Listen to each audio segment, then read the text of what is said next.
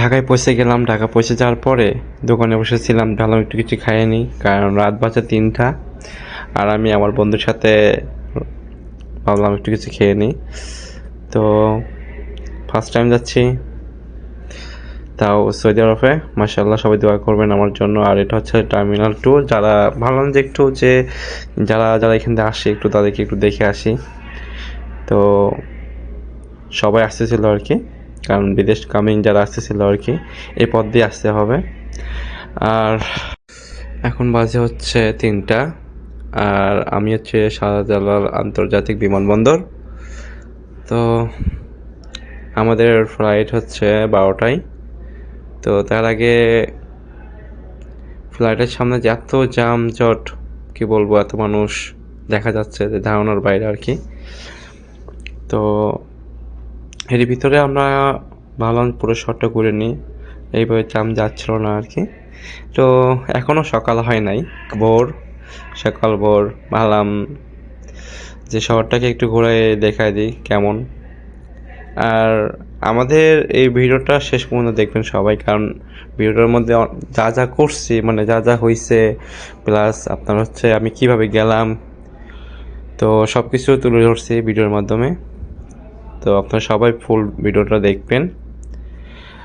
অবশ্যই চ্যানেলটা সাবস্ক্রাইব করে প্রিপারেশন ঘন্টাটা টাচ করে দেবেন। লাইক কমেন্ট অবশ্যই করবেন, যদি কোনো ভুল থাকে বা কীভাবে হলো অবশ্যই কমেন্ট করে জানাবেন। তো এর মধ্যে আমি সকাল 8টার ভিতরে আমার প্রবেশ করছিলাম। তো প্রথমে তো স্ক্যানার করতে হবে ব্যাগ লাগেজ যা আছে। তো এর ভিতরেই আর কি আমরা লাইনে দাঁড়ায় পড়ি। তো লাইনে দাঁড়ায় পড়ে এত ভিড়, যেটা বলার ভিতরে না আসলে। তার ভিতরে আমিও লাইন চলে আসলাম আর কি। তো শেষ বিদায়ের কষ্টটা অনেক কষ্টের আসলে সুন্দর। আর এখানে হচ্ছে ইমিগ্রেশন আপনার ওয়ান ওয়ান বলতে এটা হচ্ছে কি আপনার লাগেজ যেগুলো থাকবে এগুলোকে আপনার প্যাকেট করে দিবে, আপনার বুকিং, এটা হচ্ছে বুকিংয়ে দিবে। তো আমি বুকিংয়ে দাঁড়াইছিলাম, অনেকক্ষণ ছিলাম। আর যারা ফার্স্ট টাইম বিদেশ যাবেন অবশ্যই হচ্ছে তাদের জন্য কী কী লাগবে, বর্তমানে আমরা যখন আসছি তখন এগুলো অনেক কিছু লাগে নাই, যেমন টাকামূল জিনিসটা এটা আমাদের লাগে নাই। আর আমি তো চাচ্ছি এবার ইমিগ্রেশন পুলিশের কাছে যেতে হবে, প্লাস এখানে দেখেন এখন এখানে ব্যাগটাও তুলে দেওয়া হবে, ওজন দেওয়া লাগবে আর কি। তো সবারই ব্যাগ এখানে এখানে দিতে হবে, সবাই যারা সৌদি আরবে যাবে তাদেরকে এখানে এসে ব্যাগ বুকিং দিতে হবে। এখানে টিকিট দিবে আপনাকে, টিকিটটা নেবেন অবশ্যই। আর আমি তো এখানে আমার সাথে একজন যাচ্ছে, তার নামও রিপন। তো আমাদের টিকিট নাম্বার সব কিছু মিলে যাচ্ছিলো, তো তাই আমাদের প্রশ্ন করছিল যে সেম কেন। তাই আমি বললাম আমার পিছনে একজন আছে, তার নামও রিপন। তো সব কিছু মিলে আর কি কোনো সমস্যায় পড়ি নাই আমরা, যে ভাবছিলাম কোনো সমস্যা পড়ি কি না। তারপরে যে ইমিগ্রেশন পুলিশ শেষ করে এসে বসেছিলাম, বসে থেকে ভাবলাম কি করব, তাই ভাবলাম যে একটু আপনাদের সাথে সব কিছু দেখানোর একটা।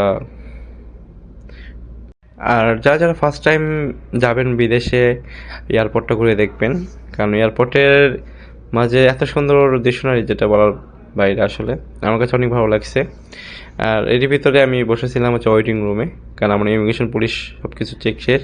এরই মধ্যে একজনকে দেখা যায় আমাদের বাংলাদেশের নাটকের ছোট পর্দার নাটক অভিনেতা কাল্লু মামা। তো ওর নাম হচ্ছে তানবীর।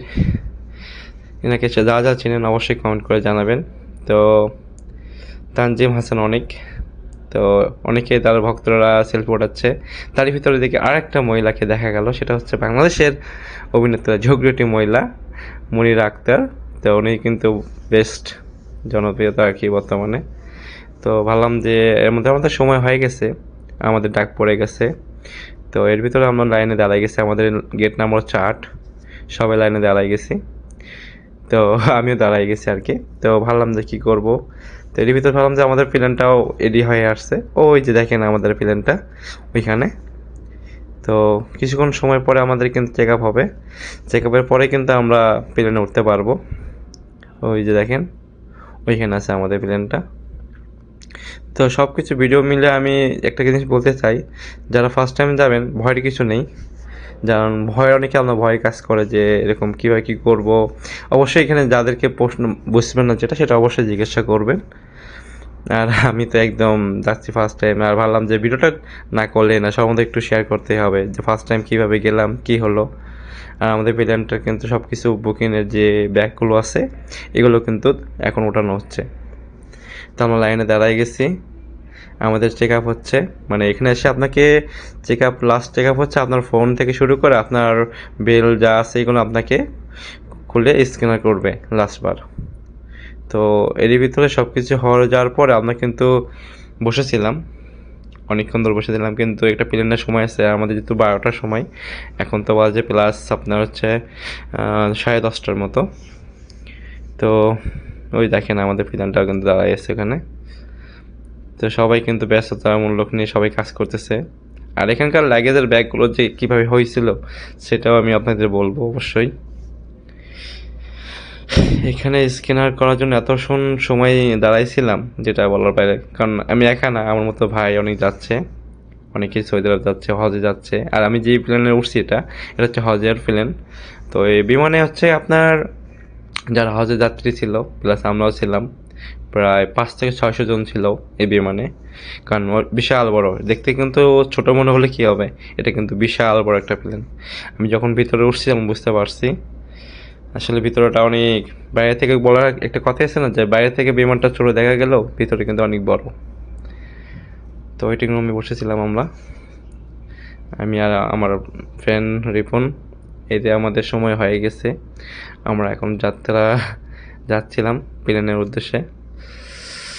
তো ভাবলাম ভিডিও না করলে হবে না, সবার মিলে একটু হলেও তুলে ধরতে হবে যে আমি কিভাবে গেলাম আর কোথায় কী করতে হবে, এটার আমি ভিডিও লাস্টে অবশ্যই বলে দিব।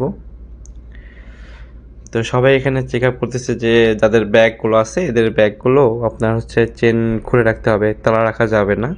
যাদের তালা থাকবে অবশ্যই তালাগুলো খুলে নেবেন, কারণ এটা আপনার পারমিশন নেই, অবশ্যই খুলে দেবেন। আর এই যে বিদেশি ম্যাডামগুলো দেখতে তো এক কথা বলতে অসাধারণ, যেটা আসলে বলার বাইরে। আমি ফার্স্ট টাইম ওদেরকে সাথে দেখলাম, এতদিন হতে ফোনে দেখছি। তো আমার খুব ভালো লাগছিল আর কি, যে ফার্স্ট টাইম যাচ্ছে। আসলে এটার যেমনটাই টেনশন ছিল তেমনটাই আপনার হচ্ছে ভাবছিলাম যে কীভাবে কী হবে, বুঝতে পারতেছিলাম না। তো আশা করি সব কিছু মিলিয়ে আমি সুখী, আলহামদুলিল্লাহ। সব কিছু পথ পাড়ি দিয়ে, যেমন অনেকটাই পথ সমস্যা হয়। আর ম্যাডামগুলো দেখতে কিন্তু অসাধারণ, এত সুন্দর ব্যবহার এদের, যেটা বলার বাইরে। তো ওরই ভিতরে আমাদের চেক আপও শেষ, আমরা এখন গেটে ঢুকবো, মানে বিমানের ভিতরে ঢুকবো, আমরা প্রবেশ করব। তার আগে আমাদের বুকিং টিকিট যেটা আছে ওটা অবশ্যই দেখবে, কত নাম্বার সিট আমাদের সেটাও কিন্তু জানিয়ে দিবে। এটা কিন্তু ভাগ আছে, কিন্তু এখানে কিন্তু অবশ্যই ভাগ আছে যে আপনার সামনে না পিছনে জোন 2 বা জোন 1 বা জোন 3 থাকবে। তো আমার হচ্ছে জোন 2 অ্যান্ড 3। তো সেখানে যাচ্ছে, আমার সিট নাম্বার ছিল হচ্ছে 54। আর আমি সেটা এখন উদ্দেশ্যে এত সুন্দর যে আসলে কখনো দেখি নাই, সবসময় আসলে মুভিতে বা ইয়েতে দেখতাম, আর আজকে বাস্তবে দেখতেছি, এটা আসলে অসাধারণ, যেটা আসলে কি বলবো, আমার কাছে কিন্তু খুবই ভালো লাগছে এটা, কারণ ফার্স্ট টাইম যাচ্ছে অবশ্যই বুঝতে পারতেছেন।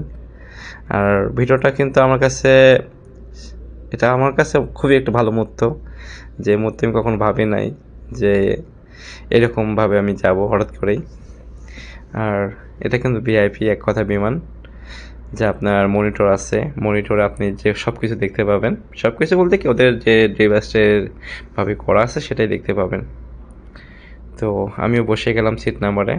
আর আমি কিন্তু বলছি আমার পছন্দ হচ্ছে ডোর কাছে, মানে আমি জানালার কাছে দেখে সব কিছু ভিউ দেখতে চাই, এই জন্য আমি বলছিলাম, সে আমাকে ওই সিটটা দিয়েছিল, কারণ আমার সিট পড়ছিল মধ্যে।